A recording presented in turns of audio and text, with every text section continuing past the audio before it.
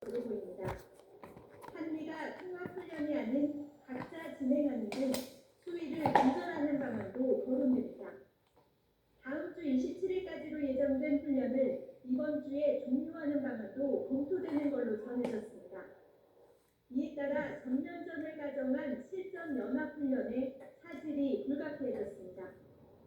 특히 이번 한미훈련에서 주목된 점은 전작권 전환을 앞둔 한미 공동평가, 한미가 합의한 기준을 달성하게 되면 올해 SCM에서 미래연합사 FOC 검증과 조란 시기를 건의할 수 있을 것으로 전망됩니다. 초유의 훈련 축소에 우리의 작전 능력 검증에도 영향을 줄 거란 우려가 나오고 있습니다. 트럼프의 군사적 압박 속에 우리 정부가 호르무즈 해협에 대한 군사적 기여를 검토하고 있다고 언급한 점도 주목됩니다. 일단 가장 가능성 있는 군사적 옵션은 해상 초계기 같은 군 자산을 투입하는 방안이 거론됩니다. 크게 보면 해상 초계기 같은 게 있을 수 있고요.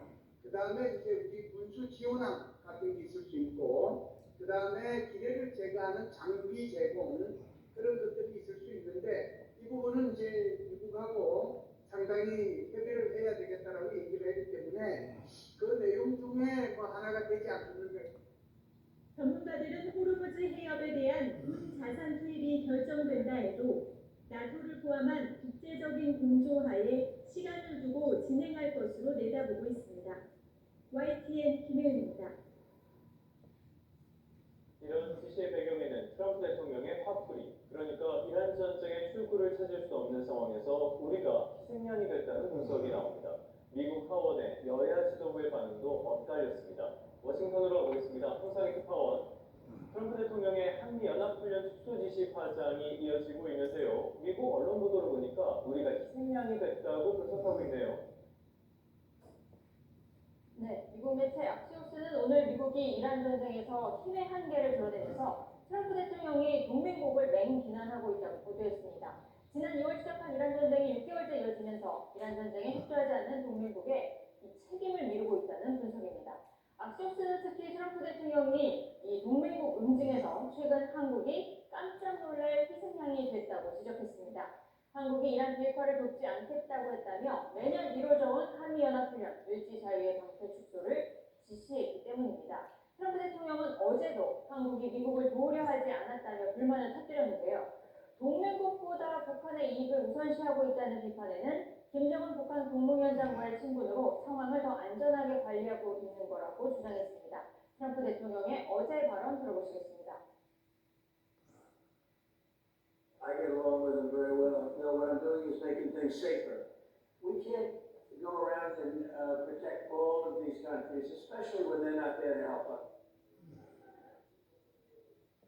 악시오스는 또 트럼프 대통령의 한미연합훈련 축소와 함께 이 태평양에 배치됐던 미 해군 항공모함이 중동으로 이동하면서 태평양 안보 공백이 현실화되고 있다고 지적했습니다. 미 해군 조지 워싱턴 항모 강습단은 이 승조원의 투신 시도가 일어난 링컨 항과의 교대를 위해 중동으로 향하고 있기 때문에 태평양에서 미 해군 항모가 없는 상황이 벌어지고 있는 겁니다. 악시오스는 이란 전쟁 장기화로 태평양 지역의 미 해군 항모 부재가 몇 달씩 이어질 수 있다면서 태평양에서의 중국의 영향력이 확대될 수 있다고 지적했습니다. 미국 싱크탱크인 허드슨 연구소는 이 동맹국들의 미국의 안보 공약에 대한 의심이 커질 경우 중국은 전쟁을 할 필요도 없이 역량을 키워갈 거라고 강조했습니다. 네, 미국 정치권의 반응은 어떻게 나옵니까? 미 연방하원 외교위원회 동아시아 태평양 소위원회 여야 지도부 반응이 엇갈리고 있습니다. 동아태 소위 위원장이자 공화당 소속인 영김 하원 의원은 먼저 한미동맹과 합동 안보훈련은 지역 안정과 적대 세력 억제에 필수라고 밝혔습니다. 그러면서도 한국 정부의 미국 기업과 신뢰에 대한 대우 등에 대해 우려를 하고 있다면서 이재명 대통령이 미국을 중요한 동맹으로 대우할 것을 촉구한다고 강조했습니다. 이번 한미훈련 축소 배경으로 트럼프 대통령이 지목한 이란 전쟁 비핵조뿐 아니라 미국 기업에 대한 대우 문제를 제기하고 있는 겁니다. 최근 미 국무부 차관보가 밝힌 것과 마찬가지로 쿠팡 등 미국 기업이 한국 정부로부터 차별을 받고 있다는 주장을 거듭 강조한 겁니다.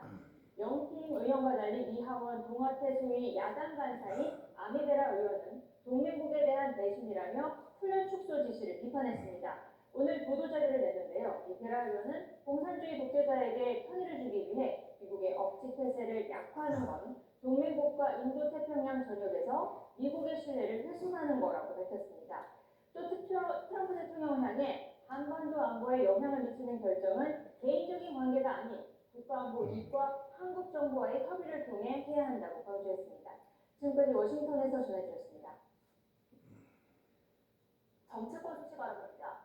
더불어민주당 김민석 신임 대표는 본격적인 당무 첫날 빡빡한 일정을 소화하며 민생과 원팀을 강조했습니다.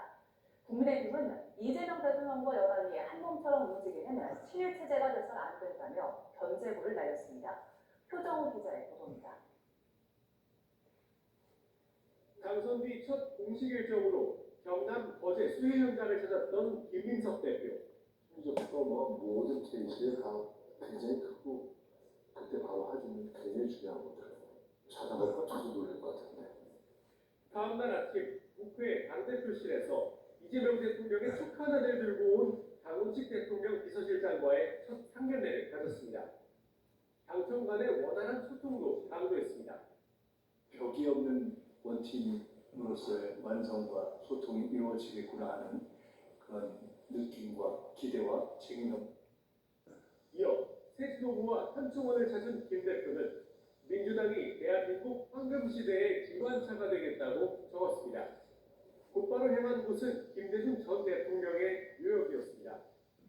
서거 17주기 추모식에선 자신을 김 전 대통령의 막내 비서실장이라고 소개하며 정치적 뿌리를 거듭 강조했습니다.